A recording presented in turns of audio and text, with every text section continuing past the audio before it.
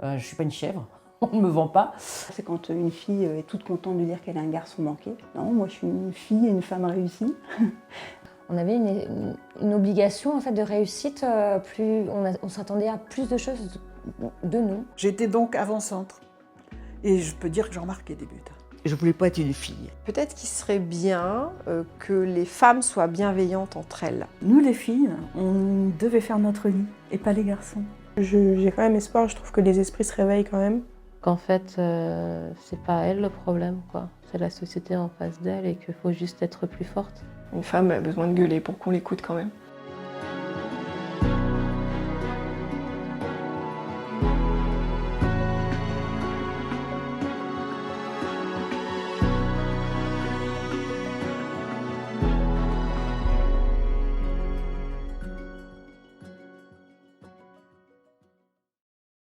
Pour vous, qu'est-ce que ça signifie être une femme ? Avoir des seins, des fesses. Qu'est-ce que ça signifie être une femme ? Finalement, elle est difficile cette question.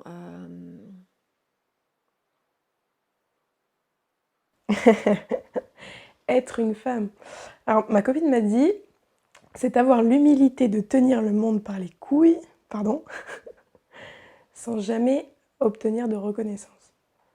J'étais assez d'accord avec ça.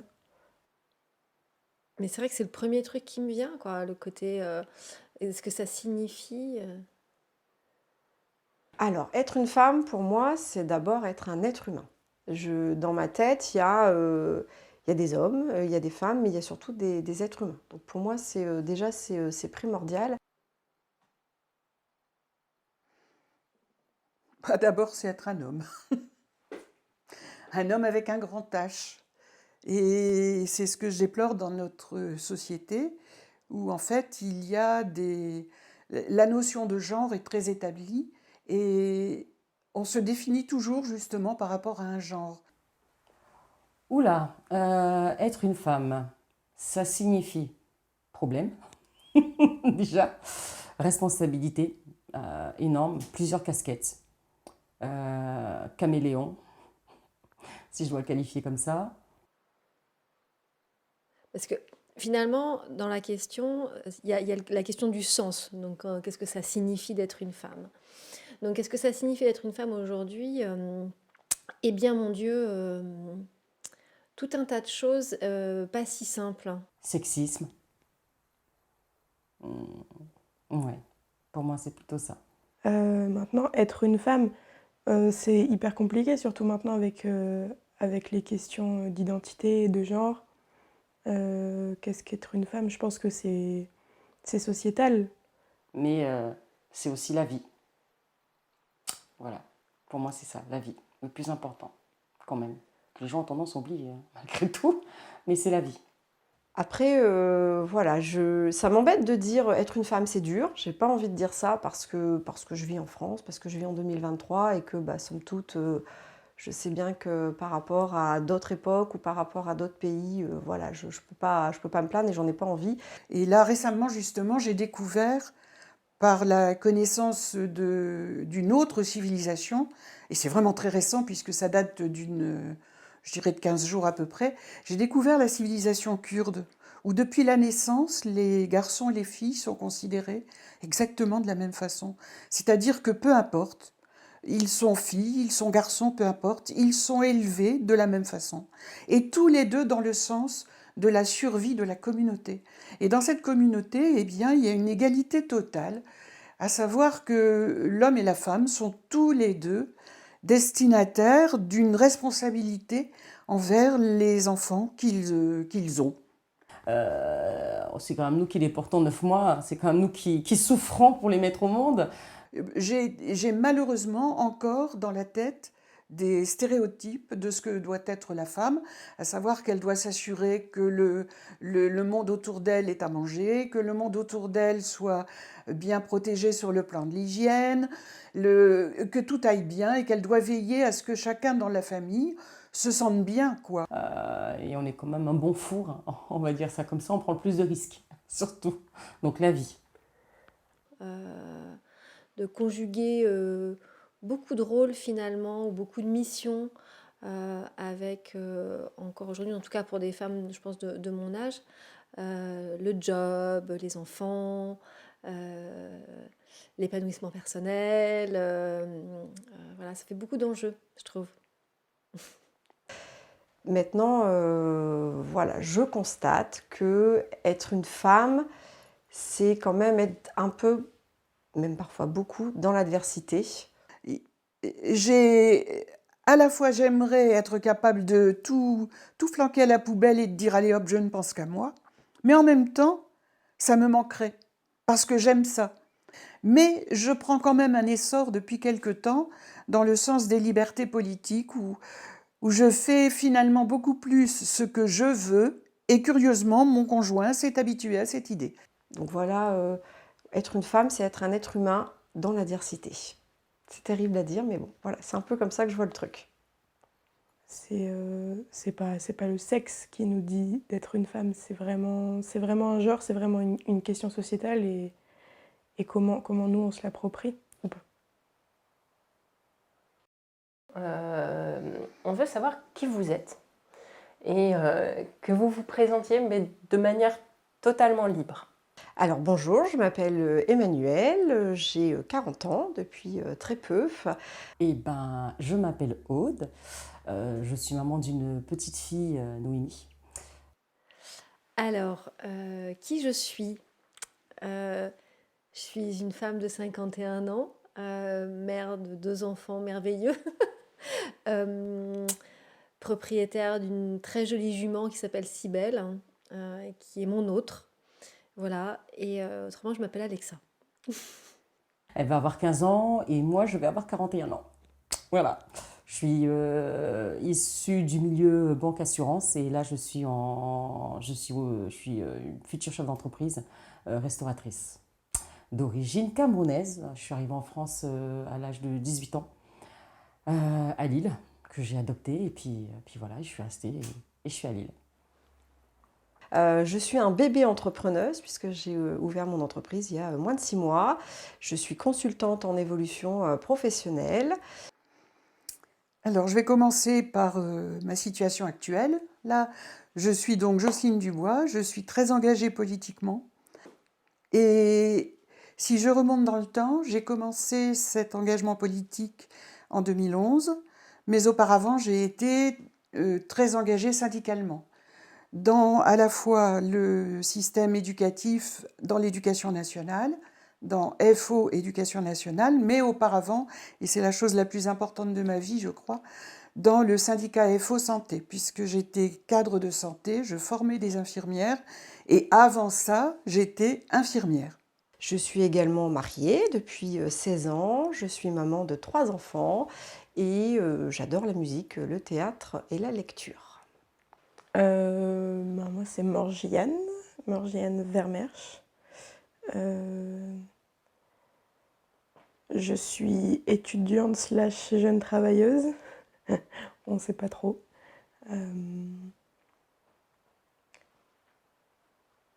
Voilà. Je suis bélier, ascendant balance et j'aime la vie.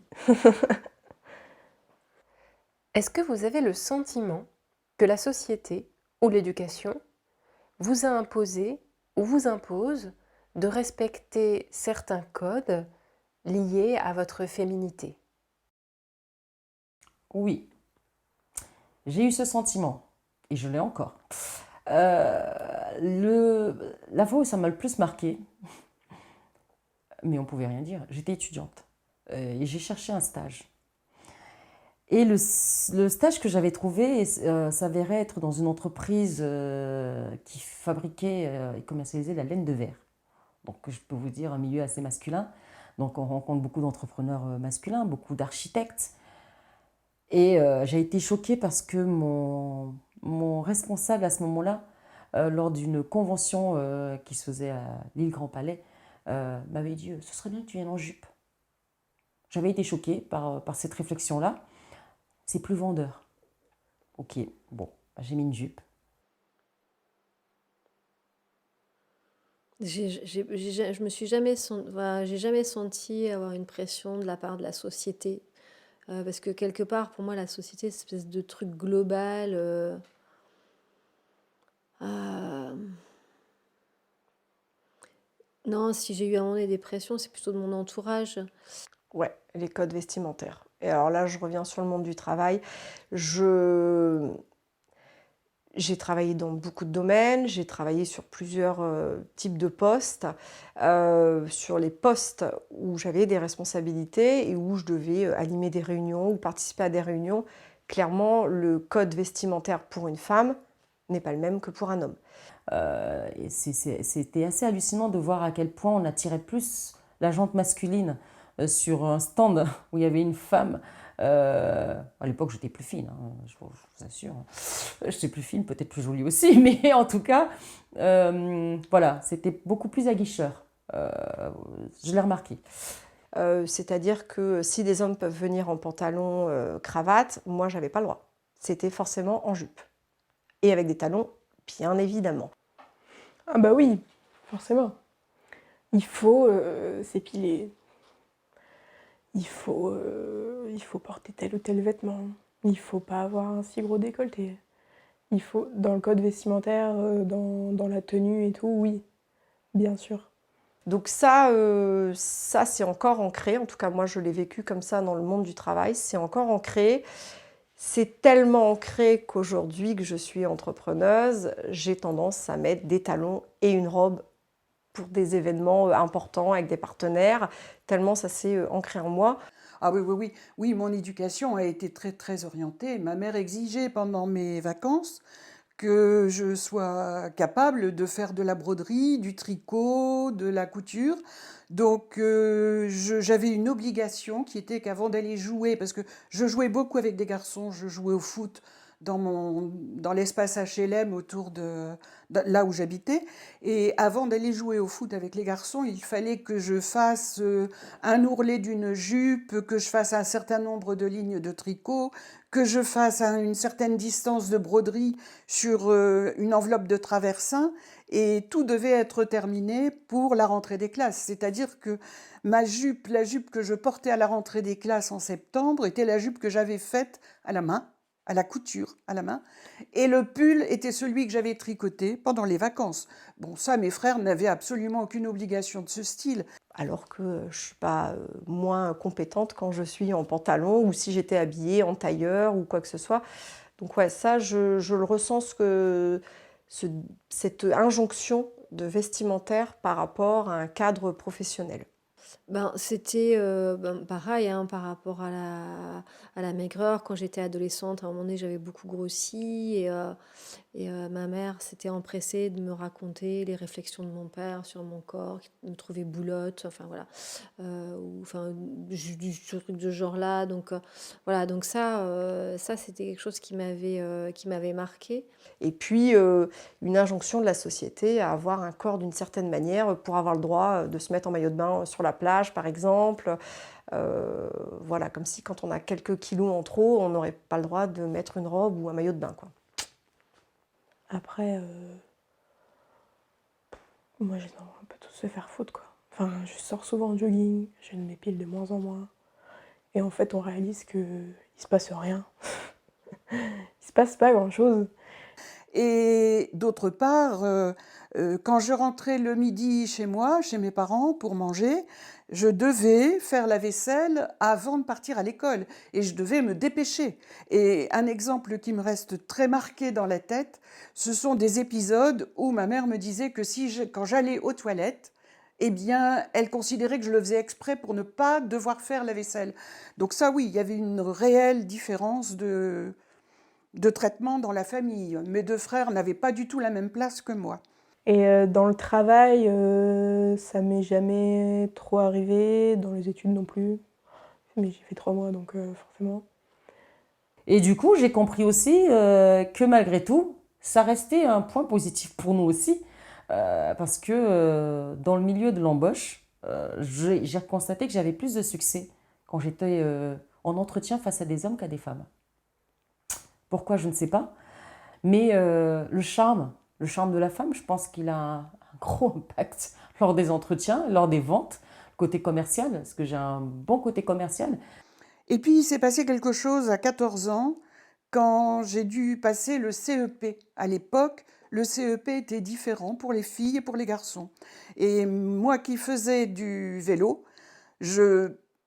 j'aurais aimé apprendre tout ce qui était dans la réparation du vélo, comment réparer une crevaison, comment remettre en place un rayon. Et ça, j'avais pas le droit. Moi, j'avais comme obligation pour passer le CEP, apprendre à faire la lessive. De mon entourage, des fois, un de mes petits copains qui m'a dit c'est un peu gros là, tu devrais faire du sport, ou, enfin voilà, ce genre de choses. Après, j'ai grandi dans un... Enfin, j'ai fait mon éducation dans un collège et un lycée privé, catho. Ouais, on s'est battu contre le directeur parce qu'il y avait des choses qui n'allaient pas, quoi. Parce qu'il y avait des mails où il fallait pas mettre de telle bretelle ou tel truc. Apprendre les dosages pour faire... Ceci dit, maintenant, ça serait bien vu puisque j'apprenais à faire le dosage d'une lessive sans aller l'acheter avec tous les produits nécessaires. Donc ça, c'est effectivement une grosse différence de traitement. Mais je pense que le fait de jouer de certains charmes, de sourire, un regard, une petite mèche qui va à gauche, à droite, ça aide. Donc on a fait des affiches, qu'on a collées dans les toilettes, on s'est battu, on a fait les meufs fortes. Et puis, je devais faire la lessive, j'étais chargée, moi, à la maison, de laver les bleus de travail de mon père sur une planche avec une brosse. Donc oui, mes frères n'ont jamais lavé les bleus de travail de mon père. Au collège-lycée, ouais, un peu. Mais c'était surtout sur les codes vestimentaires, sur les codes, sur les tenues. Le reste, pas trop. Moi, ça me vient pas à l'esprit. Mais autrement, non, c'est plus... En fait, la pression que je peux avoir, à un moment donné, c'est moi qui me la mettais, ou c'est moi qui me la mets.